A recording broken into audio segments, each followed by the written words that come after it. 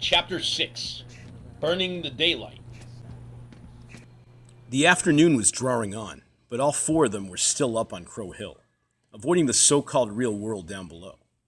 For the Babayan brothers, this felt akin to what a free diver must feel like, getting fresh air out of the water every now and then.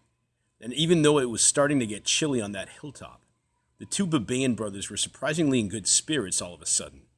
The wine and extra food they brought might have helped, but Chili Sue rubbed her face and frowned. Yes, alien slip space weapons, Mike insisted. Fucking around with particles at the level of the Planck length. Could be worse, Dale even speculated nervously. As Mike resumed explaining Weeks' new Planck length theory to Dixie, Chili kept staring at the countryside. She soon turned around and smiled to herself. She could still see that her best friend had no clue of what Mike was saying. Dixie pretended to listen, his eyes glazed with a catatonic look in them. Comatose and oblivious. The same look he'd usually have if he had been watching too many cartoons.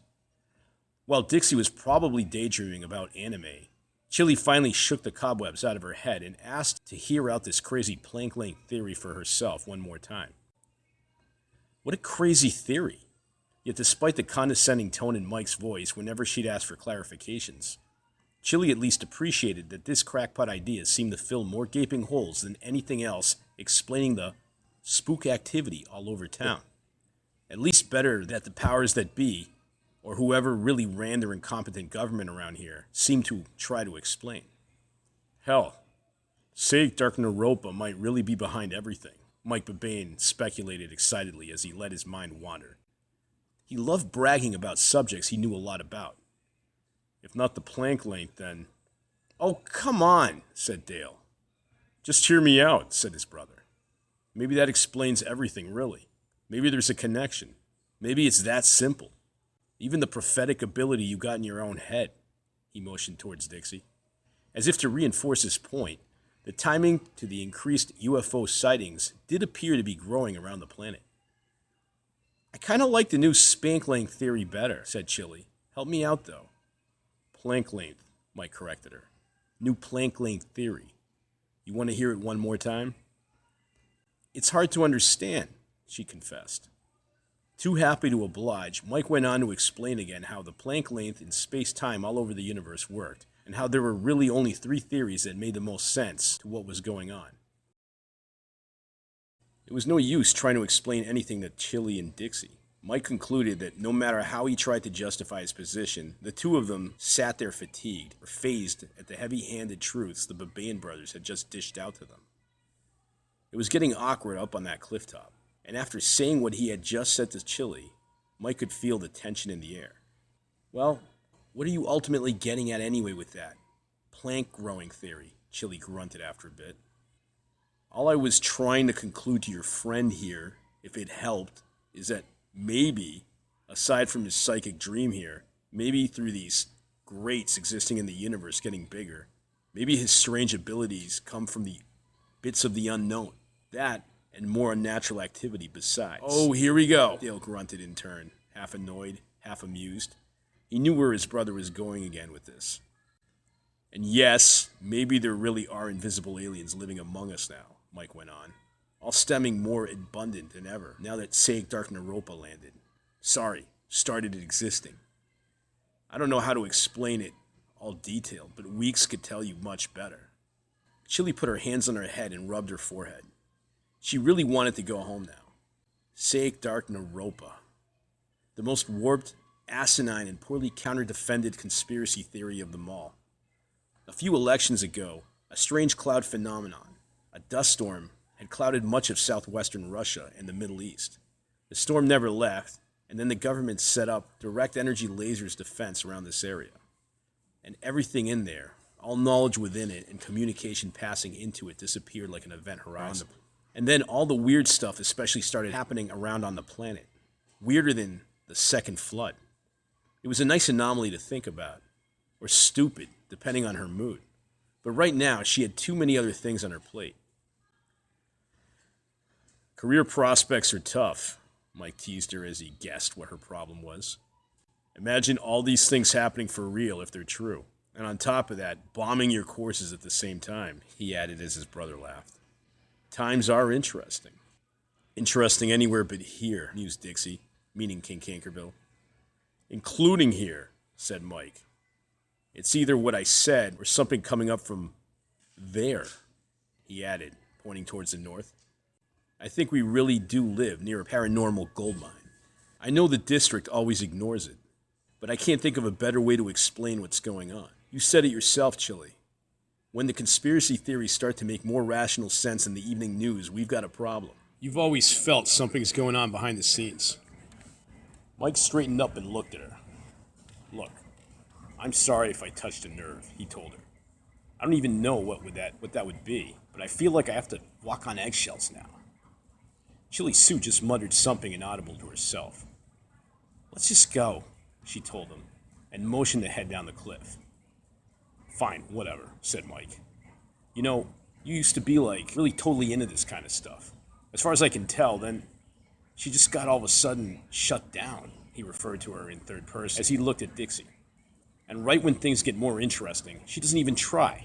What gives? He asked, somewhat annoyed. Dixie did not reply, but grimaced and kept staring at the countryside as he reached back on his left elbow. Do you really care, or are you just trying to ask stuff to mock me? Chili replied rather brusquely. Or did you have a real question? Something intelligent? Mike looked at his brother and laughed. She's so emo now. It's like she doesn't even try. Just plays the victim. Geez, leave her alone, dickhead, said Dixie. Chili put her hands under her armpits, and as she stared at the ground, she temporarily radiated an anguished look she couldn't conceal. Poor Chili. Dixie could sense what she was thinking. So awkward.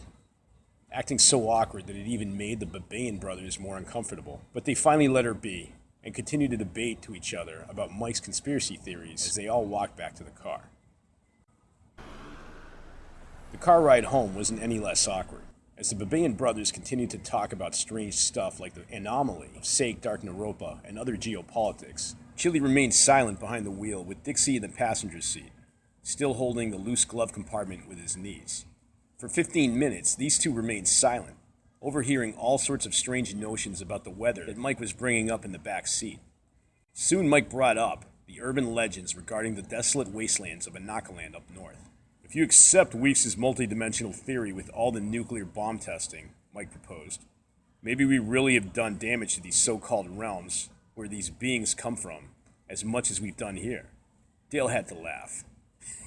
It's so insane you actually believe that, just because Weeks uses high-level jargon?